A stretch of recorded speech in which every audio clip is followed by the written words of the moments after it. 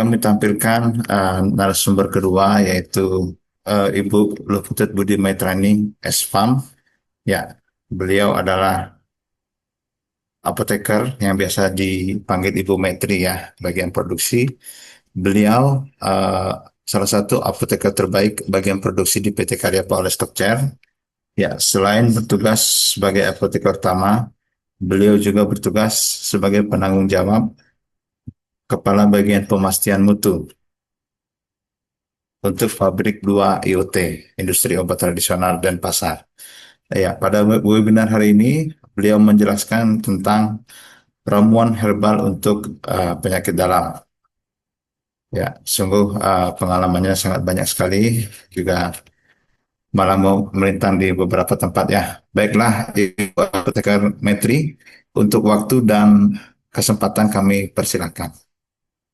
Baik, terima kasih Bapak Siru, Pak Kade Oles. Baik, hari ini saya akan memaparkan dan mungkin kita berdiskusi ya terkait dengan em, peran obat bahan alam dalam pengelolaan tekanan darah tinggi. Mungkin terkait dengan eh, ramuan herbal untuk obat dalam. Di sini saya bahas terkait dengan penurunan tekanan darah atau pengelolaan tekanan darah.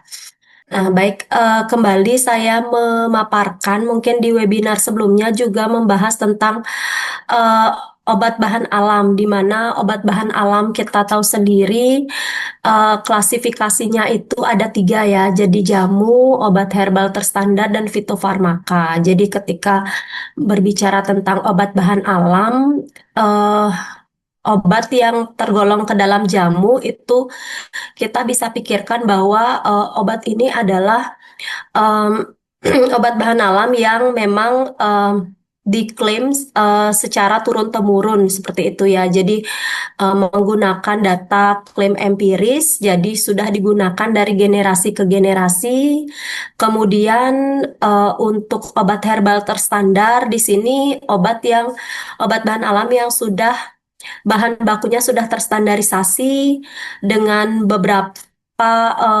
dengan pengecekan beberapa senyawa aktif di dalamnya, kemudian diklaim dengan data preklinis ya, atau sudah dilakukan uji pada in vitro pada sel seperti itu. Nah, kemudian untuk fitofarmaka sendiri adalah obat bahan alam yang paling tinggi kelasnya ya. Jadi fitofarmaka ini sudah ada bukti atau sudah dibuktikan secara klinis dengan hasil-hasil laboratorium pada pengujian klinis tersebut. Kemudian bahan baku dan produknya sudah terstandarisasi juga kandungan bahan di dalamnya. Nah, seperti itu. Kemudian untuk prinsip penggunaannya di mana kita pendekatan komplementer. Jadi mungkin nanti akan dijelaskan oleh Dokter Andi terkait bagaimana sih mekanisme dari penyakit tekanan darah tinggi, kemudian pengobatan atau penanganannya. Nah, di sini saya untuk obat bahan alam sendiri kita tekankan bahwa obat bahan alam untuk pengobatan penurunan tensi atau tekanan darah tinggi itu merupakan pendekatan komplementer, yaitu pendamping ya. Jadi mendampingi penggunaan obat medis yang sudah diberikan oleh dokter pada pasien yang sudah terdiagnosa tekanan darah tinggi atau hipertensi dan bukan digunakan malah untuk mengganti obat medis. Jadi tidak bisa digunakan secara tunggal. Artinya digunakan untuk mendampingi seperti itu. Kemudian keunggulan dari herbal sendiri. Nah, di mana ketika kita menggunakan obat herbal, nah efek samping dari obat ini tentunya akan minim. Kenapa bisa minim? Karena kita ketahui tadi untuk bahan alam sendiri itu tidak selektif mengandung satu zat kimia tertentu atau zat aktif tertentu di dalamnya sehingga eh, efeknya memang tidak instan tetapi juga tidak menimbulkan efek samping yang besar gitu ya. Jadi efek sampingnya itu lebih minim karena di dalam obat bahan alam sendiri terdapat beberapa senyawa aktif yang mungkin saling bersinergis di dalamnya untuk membantu menurunkan gejala penyakit tertentu seperti itu. Nah, kemudian untuk ketersediaan obat bahan alam sendiri, kita akan gunakan obat bahan alam yang memang ketersediaannya melimpah. Jadi kalau kita lihat yang jumlahnya banyak di alam yang tersedia mudah diperoleh, kemudian itu bisa kita gunakan gitu ya. Jadi pilihannya, jadi tidak terbatas seperti dengan obat kimia yang kita memang harus melalui proses pemisahan bahan aktifnya seperti itu. Kemudian digunakan turun-temurun secara empiris. Tentunya untuk penggunaan turun-temurun ini sudah digunakan sejak jauh-jauh berabad-abad mungkin ya. Jadi mungkin generasi, kalau generasi minimal 3 generasi. Jadi orang tua kita, kakek nenek, kemudian em, apa eh buyut ya artinya jadi 3 generasi sudah menggunakan gitu. Jadi sudah artinya sebenarnya secara penggunaan klinisnya sudah dilakukan, namun mungkin tidak terukur secara eh, data data pengujian laboratorium seperti itu. Cuman untuk penggunaannya sudah artinya sudah biasa digunakan seperti itu ya. Nah, ini sedikit saya paparkan bagaimana sih mekanisme tekanan darah tinggi. Jadi, kalau tekanan darah tinggi ini terjadi, ini kalau kita lihat terjadi pada pembuluh darah ya. Jadi, kalau di sini ini eh, pada pembuluh darah normal itu kita bisa lihat pada gambar di kiri. Uh, Ukurannya kurang lebih seperti yang paling atas, gambar normal. Kemudian kalau di bagian bawah itu ketika tekanan darahnya itu turun, terjadi vasodilatasi, artinya terjadi pelebaran pembuluh darah ya. Jadi biasanya kalau pembuluh darah melebar itu kita pada saat kondisi tubuh panas, olahraga seperti itu biasanya akan mengakibatkan pelebaran pembuluh darah gitu ya. Jadi kemudian vasokonstriksi yang paling bawah, vasokonstriksi ini adalah suatu kondisi pembuluh darah kita menyempit. Jadi pada bagian bawah ini yang kondisi vasokonstriksi inilah mencerminkan terjadinya tekanan darah tinggi ya. Jadi kalau vasokonstriksi otomatis tekanan darahnya itu akan meningkat gitu karena adanya penyempitan pembuluh darah seperti itu. Nah, kemudian ini kalau kita rumuskan P itu adalah tekanan darah, di mana tekanan darah itu akan sebanding dengan COP dan TPR. COP itu apa? COP itu adalah cardiac output atau volume darah yang dipompa oleh jantung ya per satuan menit gitu ya. Jadi semakin tinggi volume darah yang dipompa akan semakin naik, akan semakin tinggi tekanan darah yang kita rasakan juga gitu. Kemudian eh, TPR ini juga sebanding dengan tekanan darah. Jadi TPR ini adalah total peripheral resisten atau total eh, hambatan periferal. Jadi total hambatan periferal ini merupakan hambatan yang dialami oleh darah pada saat mengalir ya pada pembuluh darah ke seluruh tubuh gitu ya. Jadi itu bisa saja karena adanya penyempitan pembuluh darah, kemudian adanya plak-plak kolesterol seperti itu ya. Jadi menyebabkan darah yang mau mengalir itu susah untuk melewati pembuluh darah gitu. Jadi seperti itu dan mengalir ke seluruh tubuh itu dia susah seperti itu. Nah, di mana ini? Jadi kalau tadi cardiac output atau volume darah itu meningkat, otomatis tekanan darah akan meningkat. Nah, biasanya peningkatan volume darah ini Disebabkan karena adanya retensi natrium dan air atau peningkatan volume darah itu disebabkan karena adanya peningkatan atau penumpukan natrium dan air di darah. Jadi otomatis volume darahnya jadi meningkat gitu ya.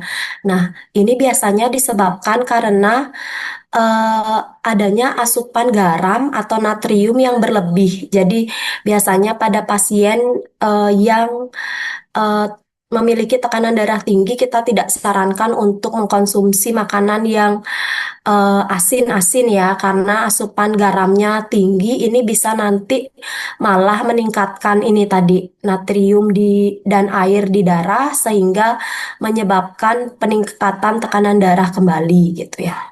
Kemudian adanya gangguan di ginjal. Gangguan di ginjal ini berkaitan dengan em, tadi adanya apa natrium dan air yang eh, tidak bisa dikeluarkan ke urin melalui ginjal gitu. Jadi tidak bisa dikeluarkan oleh ginjal. Jadi kan kalau ada gangguan pada ginjal, natrium dan air yang harusnya diekskresi atau dikeluarkan ke urin gitu ya melalui ginjal itu tidak dapat dikeluarkan sehingga nantinya menumpuk di darah dan menyebabkan juga peningkatan tekanan darah seperti itu. Nah, kemudian tadi selain COP ini volume darah juga tadi TPR itu ya total hambatan dari darah untuk mengalir di pembuluh darah itu bisa terjadi karena adanya fase konstriksi atau atau penyempitan pembuluh darah. Penyempitan pembuluh darah ini bisa saja ada yang memicu. Jadi ada pemicu eh, fase konstriksi biasanya ada dalam sistem tubuh itu namanya angiotensin. Jadi angiotensin itu bisa mengakibatkan kalau aktif bisa mengakibatkan fase konstriksi. Nah, selain itu juga ada kekakuan arteri. Jadi kalau kondisi kekakuan arteri itu bisa saja disebabkan karena kekurangan misalnya antioksidan atau eh, tingginya kolesterol yang menempel di pembuluh darah gitu ya di dinding pembuluh darah sehingga lama-kelamaan eh, arteri atau pembuluh darah dinding pembuluh darahnya itu akan menjadi artinya tidak kondisi normal ya jadi kaku gitu seperti itu bisa juga akan menyebabkan terjadinya peningkatan total hambatan. Jadi meningkatkan eh, nantinya meningkatkan pembuluh darah. Itu mungkin nanti lebih jelasnya pada target penurunan eh, tekanan darah tinggi akan dibahas lagi. Oke ya, mungkin kalau belum paham. Oke, next. Nah, ini jadi kalau kita berbicara untuk menurunkan tekanan darah tinggi, tadi kan kita sudah tahu sendiri, tekanan darah tinggi itu disebabkan karena volume darah yang tinggi, disebabkan karena adanya garam, natrium, dan air yang tidak bisa keluar gitu ya ke urin. Kemudian juga tadi karena adanya fase konstriksi atau penyempitan pembuluh darah, kemudian ada juga kekakuan dari dinding pembuluh darah tersebut gitu. Nah, ini mekanismenya yang pertama kalau kita mau mengatasi tekanan darah tinggi tersebut, kita atasi yang tadi dari mekanisme terjadinya tekanan darah tinggi itu sendiri, kita bisa menggunakan obat bahan alam yang fungsinya dapat menurunkan volume cairan darah atau kita sebut dengan efek diuretik ya atau diuresis. Jadi tujuannya itu adalah dengan pemberian obat ini kita bisa mengurangi volume cairan yang bersirkulasi atau berada di pembuluh darah ya. Jadi yang secara langsung akan menurunkan tekanan darah. Jadi volumenya itu dikurangi dengan cara mengeluarkan cairan melalui urin. Jadi nanti Mekanismenya itu adalah dia akan bekerja di ginjal untuk meningkatkan pengeluaran natrium atau garam dan air melalui urin. Ya, jadi itu. Kemudian untuk contohnya nanti akan ditampilkan next mungkin.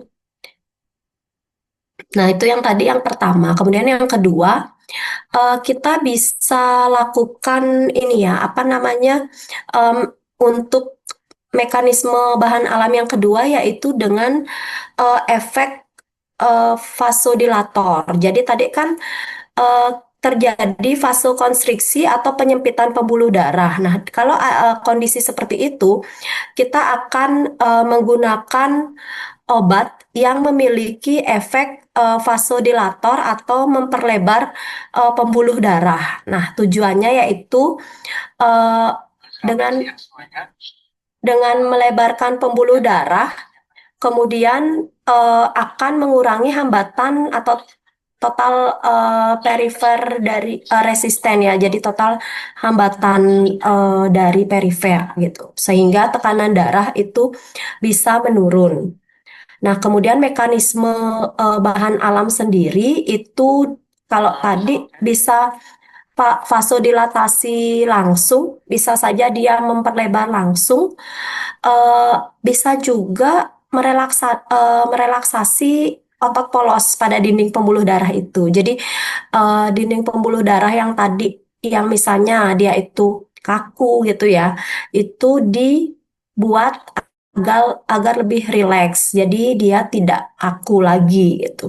Sehingga nantinya dapat memperlebar pembuluh darahnya sendiri gitu. Nah, ini adaptasi yang tadi saya bilang sistem RAAS ini adalah yang salah satu apa penyempitan pembuluh darah atau vasokonstriksi tersebut.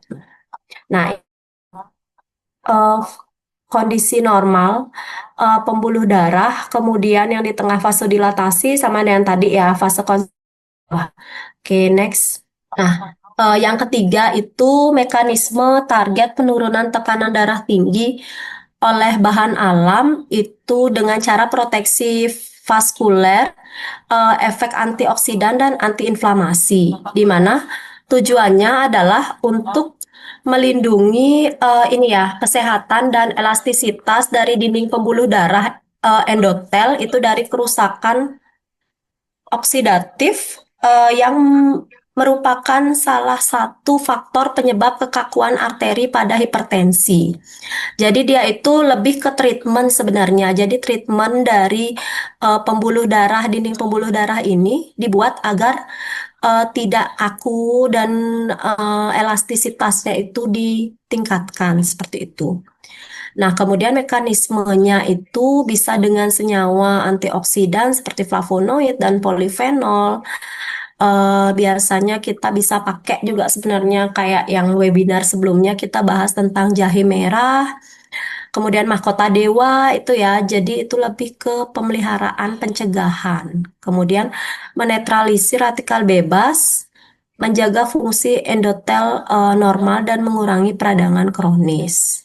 Mungkin saya paparkan saja di mana untuk bahan alamnya sendiri sebenarnya ada beberapa contoh ya. Jadi 2, 4, 6, 6, 6 contoh obat bahan alam. Yang pertama itu adalah daun kumis kucing. Nah, daun kumis kucing ini target kerjanya itu sebagai diuretik atau mengeluarkan cairan natrium dan air ya, sehingga volume darah menurun sehingga tekanan darahnya juga menurun.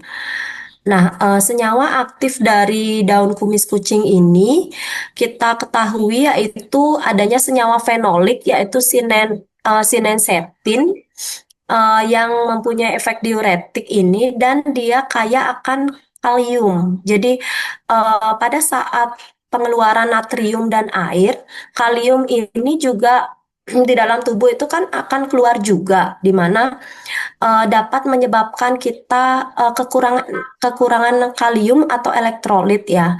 Jadi dengan adanya penggunaan daun kumis kucing ini, dia sudah nanti mampu memenuhi kebutuhan elektrolit kalium kita. Jadi kita nggak sampai kekurangan. Karena kan biasanya kalau kita minum obat yang diuretik itu kita sering kencing gitu ya. Kita sering kencing dan otomatis kita lemes gitu ya. Nah, itulah karena kita eh, apa cairan di dalam tubuh itu keluar beserta natrium dan kaliumnya. Jadi kita bisa saja kekurangan elektrolit. Kadang kita bisa sarankan untuk eh, minuman atau eh, cairan untuk penambah elektrolit ya.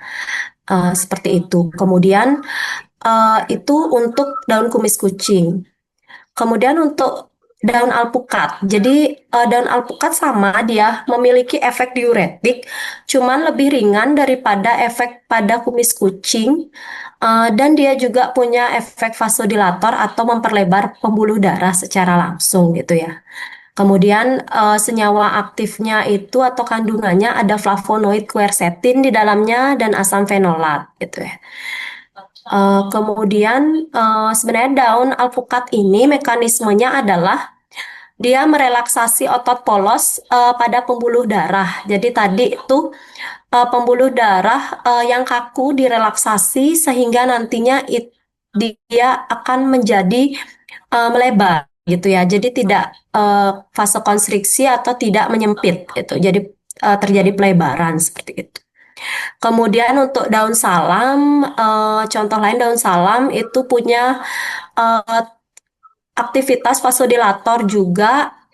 Kalau ini spesifik dia lebih ke em, menurunkan atau menghambat ACE ya, ACE angiotensin yang dia itu eh, mempunyai efek vasokonstriksi kuat di dalam tubuh. Jadi kalau uh, ACE ini rilis, dia sebenarnya akan menyebabkan kita vasokonstriksi atau pembuluh darah menyempit. Jadi ini yang dihambat oleh daun salam dan kemudian dia punya efek proteksi juga terhadap vaskuler, proteksi terhadap dinding pembuluh darah tadi ya. Jadi selain menghambat pembentukan agen vasokonstriksi, dia juga dapat melindungi uh, dinding pembuluh darah kita atau proteksi vaskular.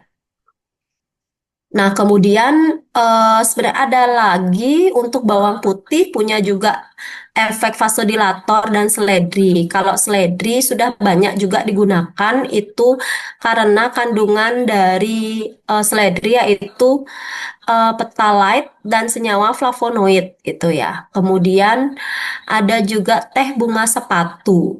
Dia punya efek diuretik dan sebagai vasodilator gitu ya.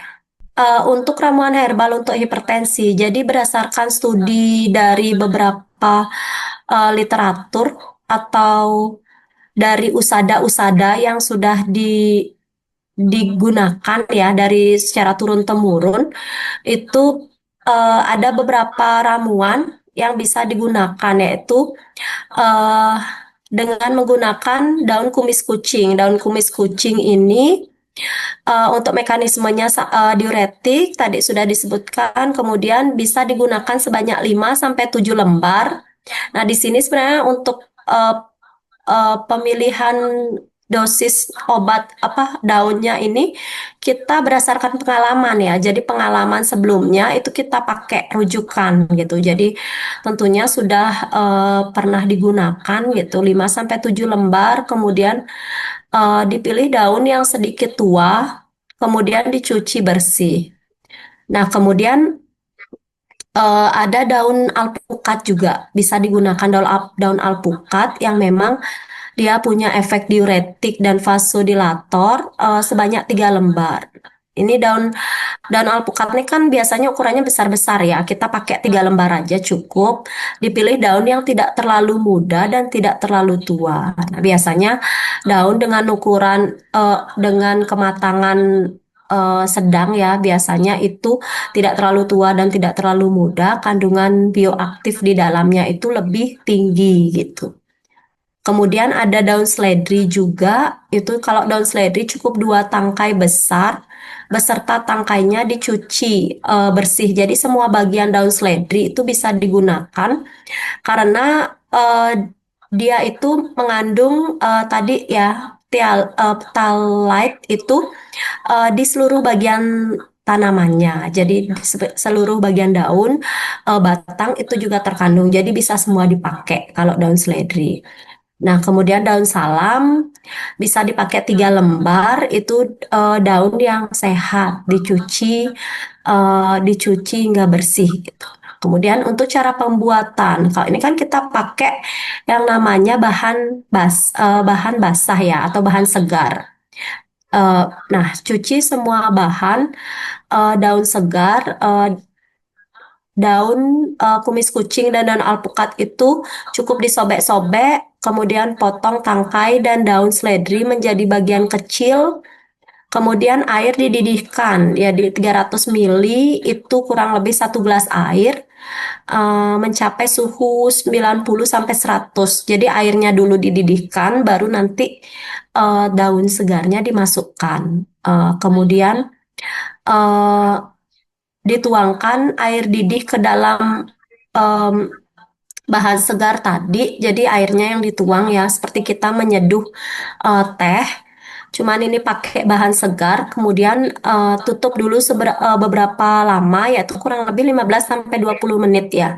Ini cukup lama karena untuk memaksimalkan pelarutan dari bahan aktif di dalam daun itu uh, agar lebih maksimal terpindah atau terekstrak ya. Jadi dipindah saat aktif ke air gitu. Kemudian nanti baru disaring dan ampasnya dibuang. Bisa diminum sebagai infusa ya dalam kondisi hangat ataupun setelah dingin seperti itu. Next. Nah, ini untuk ramuan herbal hipertensi yang saya cari itu dengan menggunakan bahan kering. Jadi beda dengan yang tadi, contoh untuk daun kering. Kalau ini daun tadi daun basah atau daun segar, yang ini daun kering ya. Jadi kita bisa pakai contoh daun intaran, daun kumis kucing, daun salam, kemudian ini ada tambahan juga jahe merah kalau suka, kemudian kembang telang. Nah, di sini eh, bahan ini kalau daun intaran itu tidak spesifik dia ke penurunan tensi dari diuretik ataupun vasodilator, tetapi lebih ke antioksidannya. Jadi tadi kan penting juga ya antioksidan itu untuk mencegah kekakuan dari dinding pembuluh darah atau em, apa menurunkan radikal bebas ya di dalam di dinding pembuluh darah seperti itu. Nah, ini bisa ditambahkan penggunaan 3 sampai 5 lembar kering. Kemudian kalau daun kumis kucing ini kita pakai juga 1/2 sendok teh kering, daun salam, eh kemudian jahe merah ini bisa memberikan vasodilator ya. Jadi tadi untuk eh, menghangatkan tubuh, jadi secara tidak langsung dia juga bisa menjadi vasodilator. Gitu. Cuman memang intensitasnya yang kita apa namanya berbeda-beda seperti itu.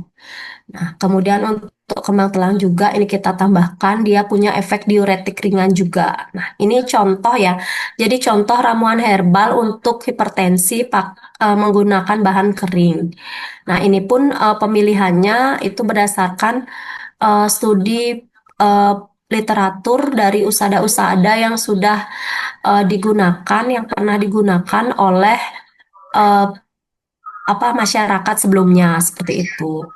Kemudian cara pembuatan dengan metode infus hangat, semua bahan kering itu eh, dihancurkan ya, kemudian masukkan ke dalam cangkir atau wadah tipot, kemudian dituangkan 200 sampai 250 mili air panas mendidih. Jadi sama kayak tadi, airnya sudah dipanaskan atau dididihkan baru ditambahkan seperti menyeduh teh. Nah, kemudian dibiarkan selama 8 sampai 10 menit. Saring dan siap untuk diminum. Kalau misalnya penggunaan bahan yang kering, mungkin kalau bedanya di sini waktu apa perendamannya itu bisa lebih lebih cepat ya. Jadi nggak sampai 15 sampai 20 menit kayak yang pakai bahan segar seperti itu. Nah, ini salah satu contoh produk ya. Kalau tadi kita ribet nih buat ribet buat ramuan sendiri. Jadi kita bisa membeli juga yang sudah tersedia di pasaran gitu ya. Jadi ada teh Bekasi Tensi kami produksi di mana merupakan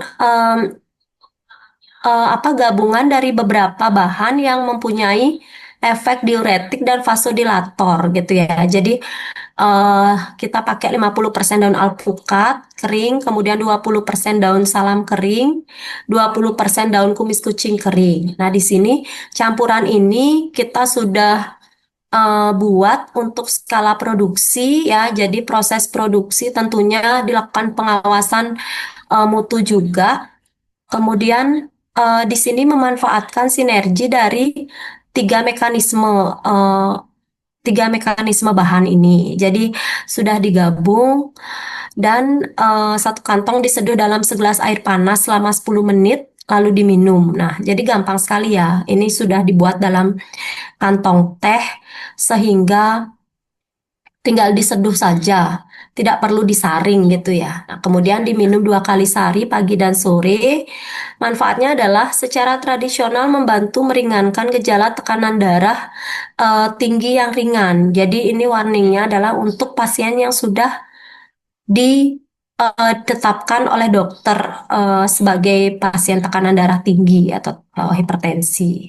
Nah, itu produk yang bisa digunakan ya tadi untuk ini untuk membantu menurunkan tekanan darah tinggi sebagai pendamping atau komplementer dari obat medis yang diresepkan oleh dokter, di mana sebenarnya potensial dari bisnis herbal ya. Jadi pertumbuhan pasar global di sini semenjak setelah COVID-19 itu kita ketahui banyak masyarakat yang beralih ke natural karena pada saat COVID juga obat itu belum ada ya, obat untuk virus COVID, antivirusnya belum ada sehingga kita harus memaksimalkan kondisi tubuh agar fit dan bisa mengatasi atau mempertahankan sistem imun di dalam tubuh sehingga tidak terserang atau menjadi penangkal tubuh kita dari serangan bakteri ataupun virus. Nah, selain itu juga dengan menggunakan herbal itu sendiri kan kita bisa mengatur regulator atau modulasi di dalam tubuh yang seperti apa, misalnya penurunan tensi itu, kemudian kekakuan dinding pembuluh darah itu kita buat agar dia meningkat elastisitasnya. Itu ya, seperti itu ya. Kemudian, nah integrasi ke tren global, jadi menawarkan solusi alami berbasis kombinasi herbal yang sudah dikenal khasiatnya dan diproduksi dengan standar industri. Kemudian untuk warisan budaya, jadi ini kan kita tahu jamu turun-temurun tentunya dengan kita mengembangkan obat ini untuk penggunaan rutin pada pasien, misalnya kalau tadi obat tensi ya, pasien tekanan darah tinggi, itu bisa juga ikut melestarikan ya warisan budaya seperti itu jamu. Kemudian sustainable atau berkelanjutan, jadi bahan baku obat yang kita gunakan itu kita cari yang memang ketersediaannya di alam cukup, jadi tidak terbatas seperti itu. Nah, ini daftar pustaka yang saya gunakan untuk apa studi literatur manfaat bahan obat tadi. Nah, mungkin sekian presentasi dari saya. Akhir kata saya tutup dengan living closer to nature, um, living healthier. Jadi semakin kita dekat dengan bahan-bahan natural, jadi alam itu sendiri, kita nanti akan bisa hidup lebih sehat. Jadi seperti itu ya. Mungkin sekian presentasi atau pemaparan dari saya. Mungkin saya kembalikan ke moderator. Terima kasih.